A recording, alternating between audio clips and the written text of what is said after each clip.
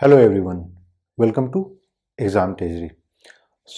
जैसा कि आप जानते हैं जेएनयू के द्वारा अब अंडर ग्रेड के लिए एटलीस्ट कंफर्म कर दिया गया है कि सीयू सीईटी से एडमिशन होगा। CET, central university common entrance test.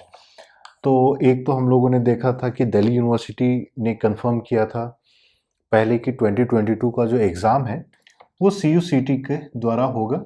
अब डीयू के बाद जो है, पहले हम लोग ने देखा कि डीयू ने कंफर्म कर दिया, अब जेएनयू ने भी कंफर्म कर दिया है। तो अब सवाल ये होता है कि एग्ज़ाम कैसे होगा, क्या पैटर्न होगा, क्योंकि बहुत सारे लोगों को इस पॉइंट पे लेके अभी भी कंफ्यूजन है। तो सबसे पहले हम लोग डिस्कस करते हैं कि सीयू सीईटी का ऑब्जेक्टिव क्या है, क्यों सीयू सीईटी डाला जा रहा है।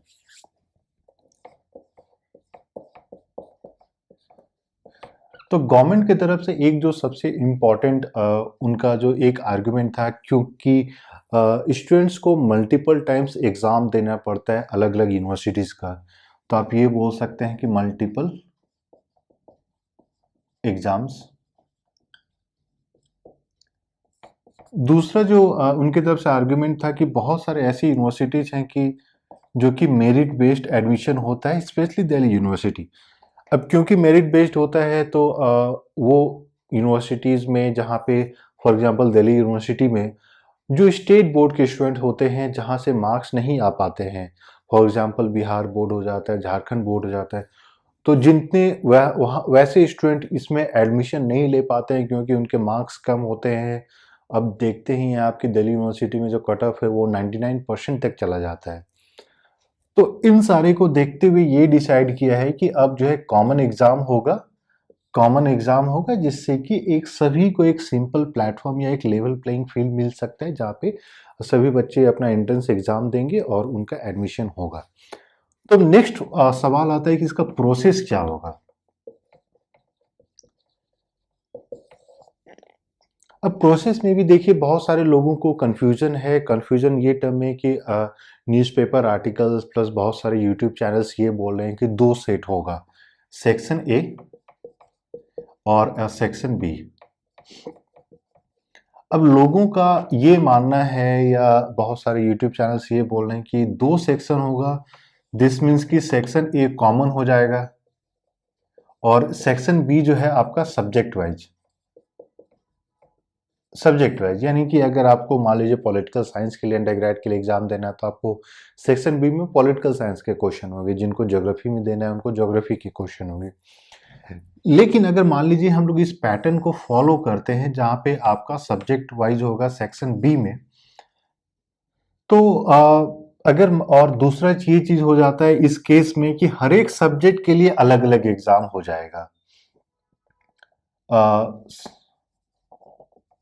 Subject wise exam. अब सब्जेक्ट वाइज एग्जाम में फिर दिक्कत यही हो जाती है कि फिर से आपका वो मल्टीपल एग्जाम पे आप चले जाइएगा। तो जहां फोकस ये किया जा रहा था कि आपको सिर्फ एक ही एग्जाम देना है, तो ये सब्जेक्ट वाइज अगर आप करते हैं अंडर ग्रेड के लिए, तो वहां पे आपका जो ऑब्जेक्टिव है कि मल्टीपल एग्जाम्स को नहीं कंडक्ट कराना है, ये ऑब्जेक्टिव आपका फेल कर जाता है। तब दूसरा है कि फिर क्या पैटर्न हो सकता है, क्या सेक्शन ए ही होगा जहाँ पे सारे क्वेश्चंस आएंगे और उन्हीं से एक ही टाइप में सभी बच्चों को एग्जाम देना है।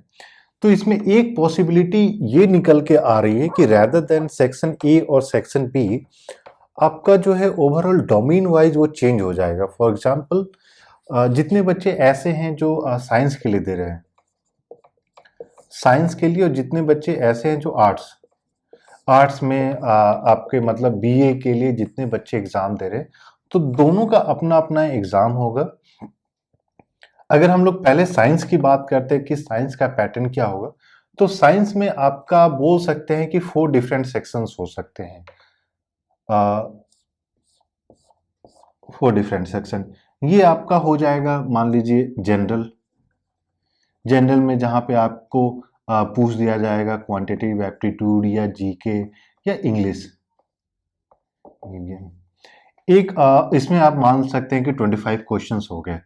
दूसरा पार्ट हो जाता है physics, 25 question, chemistry 25 question, mathematics 25, और यहीं पे आपका ऑप्शन हो जाएगा बायोलॉजी 25।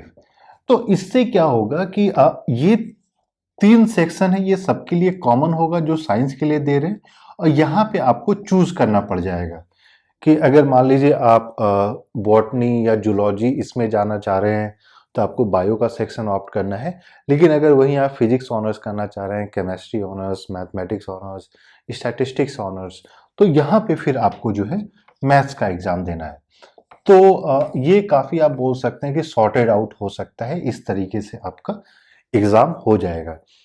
तो यहाँ पे भी वो चीज़ नहीं होगा कि अगर मान लीजिए सेक्शन ए सेक्शन बी है तो आपको जो पहले बहुत सारे यूट्यूब चैनल्स या न्यूज़पेपर का जो एक आर्ग्यूमेंट है कि section A section B, section A common हो जाएगा, सेक्शन बी में आपको डोमेन स्पेसिफिक क्वेश्चंस पूछे जाएंगे। क्योंकि इस केस में भी फिर अगर मान लीजिए किसी को फिजिक्स, केमिस्ट्री, मैथमेटिक्स तीनों के लिए अप्लाई कोई करना चाह रहा है या करना चाह रही है, फिर आपको 3-3 एग्जाम देना पड़ेगा। लेकिन इस प्रोसेस में क्या है कि आपको सिर्फ एक ही एग्जाम से आप किसी के लिए अप्लाई कर सकते हैं और आपको एडमिशन मिल सकता है। तो ये तो हो गया साइंस वालों के लिए। अब दूसरा आता है बीए के लिए, आर्ट्स वाले स्टूडेंट हो या फिर मान लीजिए कॉमर्स वाले स्टूडेंट हो, एलएलबी वाले स्टूडेंट हो सकता है एलएलबी में थोड़ा सा पैटर्न चेंज किया जाए, लेकिन इन जनरल आर्ट्स का कैसे होना चाहिए। तो मेरे हिसाब से अगर आप पूछिएगा तो यहाँ पे हम लोग जो है अलग अलग सेक्शन वाइज नहीं कर सकते हैं। यहाँ पे आपका कोई डोमेन स्पेसिफिक सेक्शन नहीं हो सकता है। क्यों नहीं हो सकता है कि अगर मान लीजिए अगर आप मेरी एग्जांपल लें तो मुझे ज्योग्राफी के लिए अप्लाई करना है, पॉलिटिकल साइंस के लिए अप्लाई करना है, हिस्ट्री के लिए अप्लाई करना है किसी भी यूनिवर्सिटी में।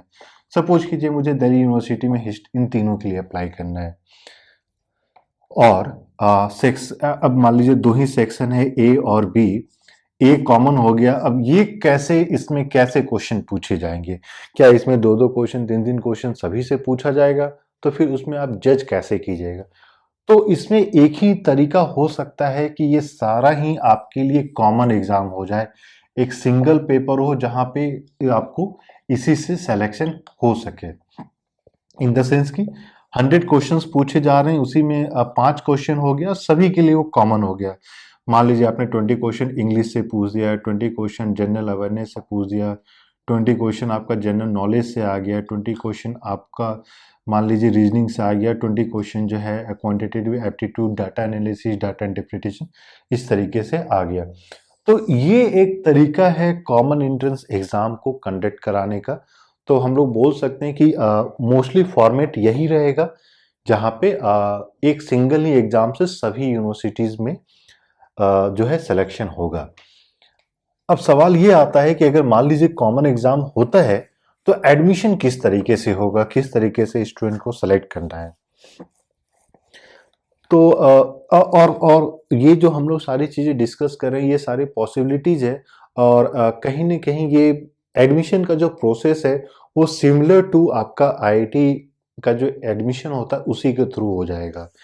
इन टर्म्स ऑफ मान लीजिए आपका 100 क्वेश्चंस पूछे गए, एक क्वेश्चन सही करने का या तो 1 या 4 मार्क्स हो गया, और नेगेटिव मार्किंग रहता है तो 1 मार्क्स माइनस हो गया फॉर ईच इनकरेक्ट आंसर। तो यहाँ पे जो पॉसिबिलिटी निकल के आ रही है वो ये है, अगर मान लीजिए हम लोग जेएनयू की बात करते हैं तो जेएनयू की तरफ से फिर जो है आप बोल सकते हैं कि काउंसलिंग वाला सिस्टम स्टार्ट हो जाएगा। अभी क्या हो रहा है कि based on number of seats हम जेएनयू की तरफ से नोटिफिकेशन निकाल दिया जाता है कि इन इन बच्चों को एडमिशन दिया जा रहा है। लेकिन अब क्योंकि इंडिविजुअली हर एक बच्चा एक पार्टिकुलर यूनिवर्सिटी के लिए नहीं अप्लाई कर रहा है, तो फिर वहाँ काउंसलिंग वाला सिस्टम स्टार्ट हो जाएगा। अब काउंसलिंग का मतलब ये होता है कि मान लीजिए जेएनयू ये ऑफर करेगा कि जिनका भी मार्क्स सपोज कीजिए 90 to 100 के बीच में है, जेएनयू उसको इन इन लैंग्वेजेस में एडमिशन देने को तैयार है। अगर हम लोग बात करते हैं जामिया का, जामिया मिल्ला, तो अभी तक जामिया ने जो है कंफर्म नहीं किया है कि उनको सीयूसीईटी पैटर्न फॉलो करना है या नहीं करना है। धीरे धीरे सारी यूनिवर्सिटीज़ इंडिविजुअली अपना नोटिफिकेशन निकालेगी कि उनको फॉलो करना है कि नहीं करना है। तो मान लीजिए जामिया के लिए अगर हम लोग बात करते हैं तो जामिया ये ऑफर करेगा कि मान लीजिए पॉलिटिकल साइंस है, बीए इन पॉलिटिकल साइंस, तो मान लीजिए उनको बोलेगा कि जिनका एबव 60 है उसको ये एडमिशन ऑफर करने के लिए तैयार है पॉलिटिकल साइंस में, या बीए हम लोग स्पेनिश की बात करते हैं तो जिनका एबव मार्क 60 आ रहा है, 70 आ रहा है, उसको जो है वो इनवाइट करेगी कि आप जो है एडमिशन लीजिए। तो एक ये तरीका है जिससे कि आपका काउंसलिंग होगा। काउंसलिंग इन द सेंस कि अब पहले की तरह वो फिक्स नहीं हुआ कि कट ऑफ क्या निकल रही है। अब जो है बेस्ड ऑन ऊपर नीचे कौन से स्टूडेंट एडमिशन लेना चाह रहा है, कौन से स्टूडेंट एडमिशन नहीं लेना चाह रहा है, तो यहाँ पे आपका ये एक प्रोसेस हो सकता है। क्योंकि अब दूसरा इसमें एक चीज ये भी निकल कर आता है कि पहले की तरह जो first cut off list, second cut off list, third cut off list, ये इसका झंझट खत्म हो जाएगा। क्योंकि पहले ही में जिनको एडमिशन लेना है वो सीट फुल हो जाएगा। तो पहले हम लोग ये देखते थे कि अगर मान लीजिए किसी का जेएनयू भी हो गया, किसी का जामिया भी हो गया, अब बहुत सारे स्टूडेंट जामिया छोड़ के जेएनयू चले गए, तो जामिया को बार बार वो जो है निकालना पड़ रहा है। लेकिन अब क्या है कि अब अगर आप मेरे से पूछिएगा, मेरा मार्क्स मान लीजिए आ गया 80, तो मुझे पता है कि मुझे कहाँ पे एडमिशन के लिए अपॉर्चुनिटी मिल रही है, काउंसलिंग में मुझे कहाँ बुलाया जा रहा है, और फिर मैं वहीं पे जाके एडमिशन ले लूंगा। तो अब जो है वो पहले की तरह जो एक झंझट होती थी, हम लोग वेट करते रहते थे कि अब second list, third list, fourth list आएगी तब एडमिशन होगा। तो ये प्रोसेस के थ्रू जो है अब वो सारी चीज़ों को आप बोल सकते हैं कि एक सिंप्लीफाइड मैनर में हो जाएगा। और बाकी कॉमन एग्जाम किस तरीके से होगा, क्या क्या सिलेबस होगा, एक ओवरव्यू हम लोग आपके साथ रखेंगे। तो जितने भी स्टूडेंट अब अगले साल के लिए या फिर आप बोल सकते हैं कि 2022 का एंट्रेंस एग्जाम की प्रिपरेशन कर रहे हैं, आप लोग चैनल को सब्सक्राइब कर लें, और हम लोग आपको ओवरऑल डिटेल्स बताते रहेंगे कि किस तरीके से पैटर्न होगा, क्या एग्जामिनेशन का स्कोप होगा, क्या क्या सिलेबस होगा। और नोटिफिकेशन बेल भी दबा लें सो दैट कि आपको रेगुलर अपडेट मिलता रहे। इसके साथ ही गूगल फॉर्म दिया गया है वीडियो के डिस्क्रिप्शन में, उस गूगल फॉर्म को फिल कर लें सो दैट कि जो भी इम्पोर्टेंट अपडेट्स है वो आपको मिलता रहे, और व्हाट्सएप के थ्रू हम लोग आपके साथ कम्युनिकेट करते रहें। आपका मान लीजिए कोई स्पेसिफिक क्वेश्चन है तो आप लोग कॉल या मैसेज कर सकते हैं 8448878849। इस पे आप व्हाट्सएप या कॉल करके अपने सारे इंफॉर्मेशन जो भी है, क्लैरिफिकेशन चाहिए, उसको ले सकते हैं। सो चैनल को सब्सक्राइब कर लें, नोटिफिकेशन बेल को भी दबा लें, और वीडियो पसंद आए तो वीडियो को भी लाइक कर लें। और आपका कोई स्पेसिफिक क्वेश्चन है तो आप कमेंट में जाके कमेंट कर सकते हैं, और धीरे धीरे करके हम लोग सारी चीज़ों को सिंप्लीफाई करते रहेंगे। So we wish you all the best and thank you and all the best.